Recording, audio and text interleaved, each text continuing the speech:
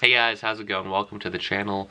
Today I'm going to be talking about the huge controversy that's been going on earlier this last week actually. It's taken me a little bit to sort of get everything situated and just sit in front of the camera and talk.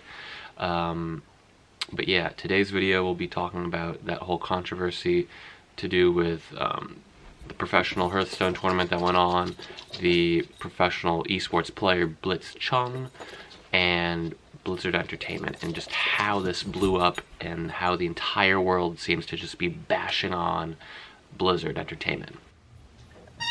So, Barney, hey, okay, so basically what happened and why this is a huge thing first stemmed from this professional Hearthstone tournament that occurred in Asia, where a player by the name of Blitzchung had a post-game interview where he was kind of being egged on by the casters at the time to talk about his views on Hong Kong because he's from Hong Kong. And there's a lot of controversy between China and Hong Kong that's been going on for many years, but it's boiling down now and it's coming to a boiling point right now. So there's a lot of protesting there that, you know, Hong Kong wants to be a separate entity from China. I don't believe that China wants that. And so, yeah, he voiced his opinion. He essentially just gave his own thoughts and opinions on the entire situation. Being from Hong Kong, he is pro, separation from China and all of that. And at that point, Blizzard very soon after took very quick repercussions to strip him from all of his prize money which he had earned throughout the tournament, and then also banned him for an entire 12 months of playing any professional Hearthstone games, which is how, or Hearthstone tournaments, which is how he, I'm assuming, makes the majority of his income. And because the casters were egging him on, they were also fired as well. So that's basically the situation. And why is it so important and why did it become so controversial? One thing to note is that Blizzard has been very slow when it comes to putting forward any repercussions when it comes to Hearthstone. In the past, there have been cheaters in the game that have, used methods to try and cheat to win. They have been slow to even ban them and things of that nature. So to do this very swiftly the day after is something to be of alert. Basically, why this kind of became huge is first off, Blizzard has built its empire, because it is such a huge monumental company, on freedom of speech and allowing you to voice your own opinion. That's basically how they've made a lot of the updates in their games, like World of Warcraft, Diablo, Overwatch, things like that have been voiced through fan opinions and the community and what they want, and them listening to what they want. And so this kind of stems into the employee backlash from the community. So some Blizzard employees, the day the ban happened, they went out into the courtyard, and at the Blizzard headquarters is this huge statue of an orc with 8 of the company's values surrounding it in a circle, and 2 values were covered up: every voice matters and think globally. And so those 2 are very prominent to this situation, where even the 30 so employees don't think that Blizzard is paying respect to its own values in this situation, where they're not letting one of its own players who's made their career on being professional in one of their games voice his own opinion. And then so the main reason a lot of people are freaking out about this is because of Blizzard's relationship with China. Blizzard has had a relationship with NetEase, which is a Chinese company that's been helping it produce some games over the years, and it will be producing the new Diablo mobile game. And so China is a huge emerging market for Blizzard.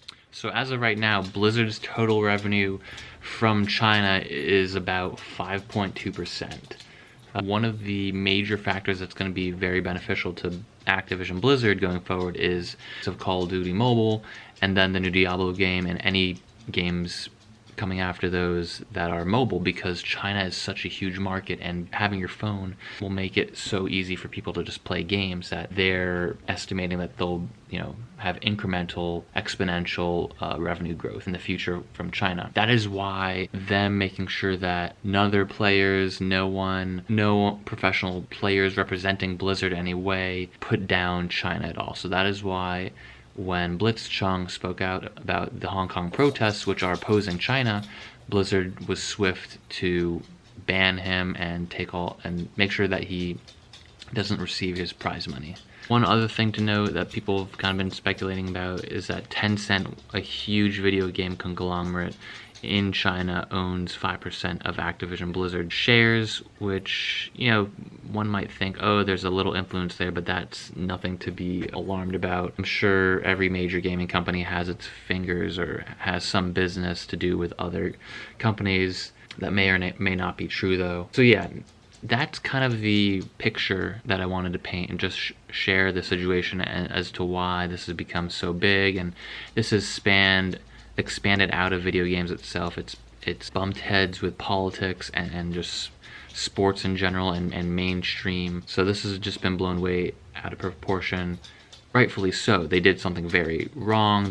They shouldn't, put one of their own players and community members down for just speaking their own mind. So now that I painted the picture of the situation, I want to talk about the president of Blizzard. Okay, so basically J. Allen Brack's response was summed up with this point.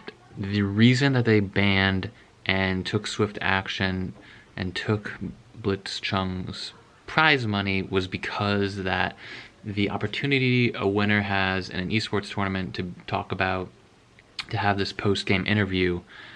J. Allen Brack, the president of Blizzard Entertainment, had his response to this entire situation a couple days after the fact, and I feel like it can be summarized into what I'm about to say now. So he acknowledges that and explains that, so in an esports tournament, whenever there's a winner, you have a post-game interview.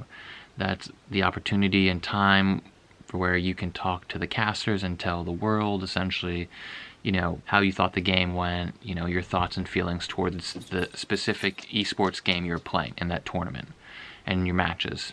But what Blitzchung did, and why Blizzard took swift action and banned him for a year and took his prize money, was because he used that time and opportunity to talk about something political, and talk about Hong Kong, which is not what that is supposed to be used for. That is why they took the action that they did. And then J. Allen Brack goes on to talk about, okay, he understands that, but what does Blizzard do best? They listen to their community. So there's a point in his response where he reflects and says, okay, what could Blizzard have done better, and where do we go from here? So he talks about how Blitzchung played fair. And like I mentioned earlier, Blizzard takes more, typically bans players for cheating in games. And so since he played fair, he'll receive his prize money back, and he'll only be banned for 6 months from professional Hearthstone play. And so in regard to the casters that did egg Blitzchung on to talk about the situation in Hong Kong, their job is to just talk about the tournament and keep everybody focused on the games that are happening, and they didn't really do that. So they will also be banned from all esports shoutcasting for 6 months as well. What I think about this is that Blizzard is a company. I'm sure a lot of people have said this over the past couple of days, but Blizzard's a big company. They're doing very well, and China is their biggest emerging market where they can... Hey, buddy. Where they have the most opportunity to grow. And so, I think it was probably a little bit of both, where they wanted to take swift action towards Blitzchung because he did talk about something political, regardless of, China being an important place for Blizzard to have business or not. It had nothing to do with the game. And I want to say that part of it was they're a large company and they want to continue to please their shareholders and add value, and sort of securing what I think they thought was the correct action at the time. Their relationship with China was very important. So that's kind of what I think, and I'm not gonna get too much into it, but yeah. In terms of financials, I actually was paying attention to the stock and I didn't really see it fall too much, maybe by $1, but it's looking pretty secure right now. I think they closed around $55 today. Today is October 17th or 18th. And yeah, I think financially this is not actually going to harm Blizzard or Activision Blizzard in general at all. I think I feel like in this day and age, sometimes controversies can actually propel companies forward because it gets the name out there and people are more aware of things. So I don't know, but what I do know is that they have a lot of games in the pipeline. I'm sure that this BlizzCon will be better than the next. But yeah, BlizzCon is about BlizzCon is about 2 weeks away, and with this controversy that just came up, it seems like there might be protesters there. There might be, some kind of outcry at the opening ceremony. We'll have to just stay tuned and watch out for that. But yeah, Blizzard's had a lot of stuff going on, but I'm just hoping that they release a nice, cool trailer for the next World of Warcraft. But yeah, I hope that they just release a nice, cool trailer for the next World of Warcraft expansion and keep chugging along and hope that stuff like this doesn't really happen in the future, but we'll see. But yeah, with that being said... Hey now, buddy.